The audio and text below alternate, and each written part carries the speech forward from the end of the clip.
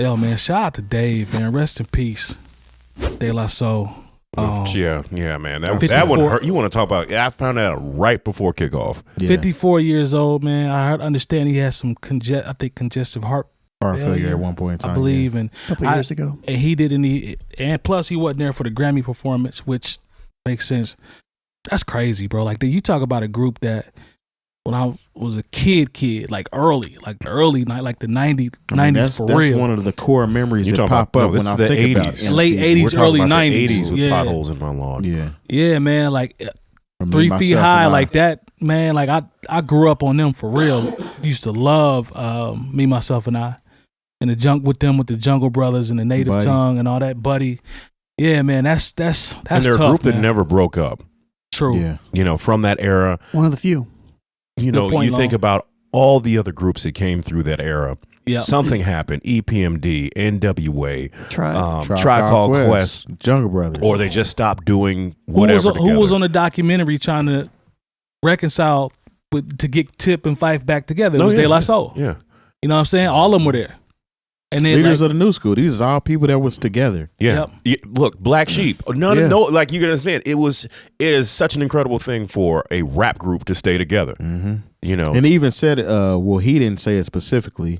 I believe Pos might have rapped this on Rock Cocaine Flow about how never broke up, or what'd he say? 𝐷𝗏𝐿 to the death or until we break up. Mm-hmm. Something like that. Never broke up. Yeah. I accidentally dissed 𝐷𝗏𝐿 one time on a mixtape. What? I remember that story. I think you remember that. Did I tell that story here? I don't think you told it here though. Okay. I don't think I heard that one, unless I'm tripping. No, wait, maybe you did. You did tell it. Yeah, okay. you did. Yeah. It was. I mean, it was a simple mistake. You know, I didn't realize. I mean, and it got all cleared up with. It was between Ghostface and 𝐷𝗏𝐿. Mm-hmm. Okay. They at one point they weren't getting along, and I didn't realize that the Ghostface freestyle was about 𝐷𝗏𝐿, and I mixed much more into the mix. It was called Tony's Money at the time. Mm-hmm. You know, but it was the beat that wound up being the 𝐷𝗏𝐿 and Ghostface Killer song on the grind date. So they figured it all out by the time the album came out. Yeah. And I hate that. And I gave Pasta Noose the CD, like, hey, check it out. I met him one time. He's a really nice guy. He probably threw that shit right out of the window. See, 1045. We'll give one a show. That's crazy. And they're about to hit the streaming too. Like that's what I hate that too, man. Like they finally about to, you know. Their first album actually came out on my birthday, March 3rd. Wow. Wow. Yeah. And what makes it so sad now is like when people. I mean, it's sad because you know he's you know I tend not to think about myself as a fan, but think about his actual family. Yes. You know, because that's selfish to be like, oh, I'm never going to be able to get to see 𝐷𝗏𝐿 again. Right. It was like, this person never going to see their father or their husband or their brother again. Uncle, whatever. So, father, whatever. You know. But, you know. And that's. It's sad that there are parts of their catalog that you can stream now. Yeah. But, you know, if you really want to go back into the Tommy Boy era. Yes. You know, they're slowly but surely putting some things on YouTube because they snatched everything off of YouTube. Right. Mm-hmm. Well, they gave it all away for free a handful of years ago. I got their whole discography. Yeah, me too. You know, so it's just kind of crazy, you know, because if people want to go back and, you know, the grind date, I believe, is on streaming. And then like the most recent one that they crowdfunded.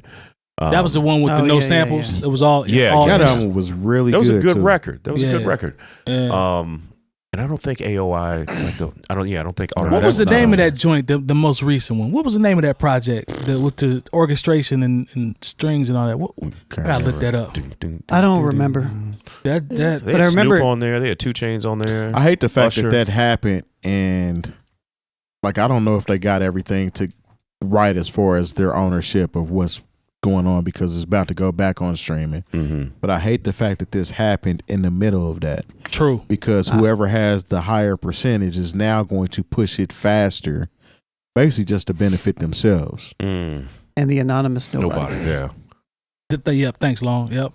That's 2016. Yeah, that album was really good. Grind Date is really good. Grind Date was like I had heard them on features and stuff, but I mean, of course, this is not a secret. I got into this stuff a little bit later than everybody else, but the Grind Date was like the first real record album that I heard from them, and it's really good. That was your kind of like your introduction. Yeah, and of course, Rock Cocaine Flow, which was amazing. Did you? But you like you normally will do. You backtracked and went back A little bit, but to be honest, I'm not super knowledgeable of a lot of 𝐷 stuff, a lot of their early stuff. I know their hits, their singles. I've remixed a couple of their records and stuff like that. You know what I mean? But like I haven't. Did you ever go back and run Stakes is High? Yeah, I mean, like I said, I know that's one of my favorites. Stakes I don't listen to anything favorites. Straight album form like that, you know. So I don't. You don't have to anymore. I don't even know if I could tell you any. Is that an album? Yeah, Stakes is High. Yeah, I remember Stakes is High. You know, I'm about to say he knows that. Stakes is High came out the same day as Nas's second album. I Am. Is that the second album? No, second album was. It was written. It was written. Yeah. I Am is the third. And I just remember it was like I was working at the keys and engraving shop in Sears. Home from college. You used to cut keys? Oh yeah. Okay. Yeah, I was out here moving them keys. He was Bob Vila, the key department. I see you. Engraving cross pens, hooking up door knockers. Yeah, I was an artisan. No, and I remember I only had enough money for one, and I bought Stakes is High. I bought. It was written like a couple weeks later. I think I might be wrong, but I thought they were working on something new as well.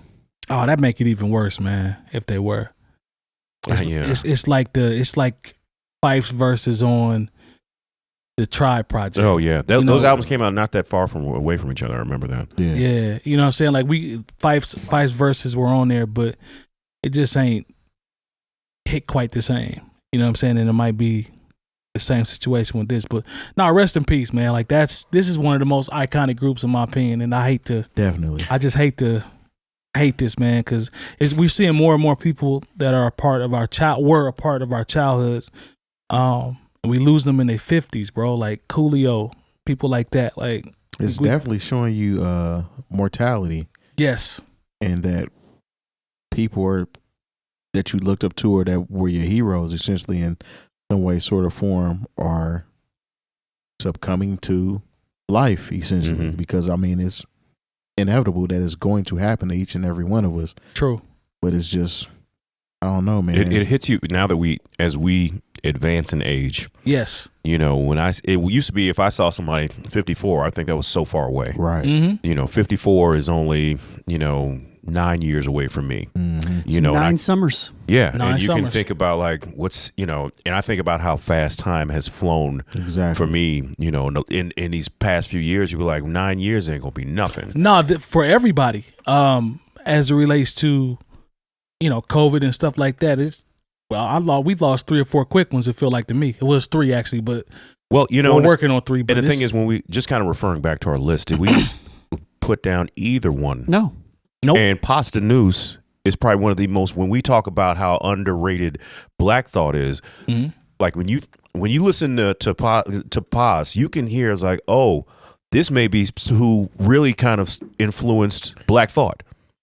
When you hear their cadence and their wordplay, I'm sure Black Thought would give Paz his flowers. I'm sure he would. And I know like Black Thought's been around but Paz predates him as far as recorded music that I've heard. I mean, when people make these lists, nobody ever thinks of Dave or Pasta Noose as far as talking about their favorite rappers of all time. Influence. And honestly, when you listen to, of course, because I go back, because you get that nostalgia thing. When I listen to Break of Dawn, come on, off of Blow Mind State, which was the first single off their third album, man, and you listen to Pasta Noose, you're like, why don't we talk about him more? Yeah, they were so unique. Love that record, by the way. As a group, De La Soul was just a really unique group. From their style, how they dressed. This was a time in rap where it was more politically charged, and they weren't really on BS, but it was more on some like peace. Not to be confused with hippie type stuff, but I mean, seeing on face value, you kind of took that from. That's why he said it in one of the first songs. But then they'll have a song basically about a girl who's been abused, like killing. Right. Killing her abuser. It was some deep stuff going on there, and stuff nobody wouldn't dare say, okay, we're gonna make this a single. You know what I'm saying? So that native tongue movement is crazy. When go through the whole roster. The song's called Millie Pulled a Gun on Santa, by the way. And they had some dope artists in that collective, all the way from Queen Latifah, Moni Love, Jungle Busta Brothers, Rhymes. them, Busta Rhymes. The Black Sheep. Yeah, They were down. You know. that collective was very strong.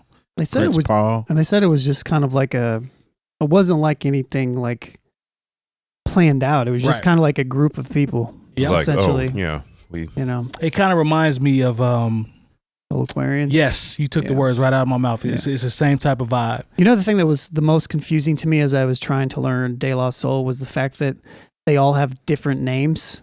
And so there's like plug 1, plug 2, And plug 3. Dave, and then is it Trugoy? Trugoy. The Dove, and then yeah. and then Maceo. then Dave, Maceo. and then just Dave. So Yep. he went by 3 different names. Yeah. And so like, yeah, it was Sometimes it might confuse you. It confused the hell out of me. It really did. So Yeah.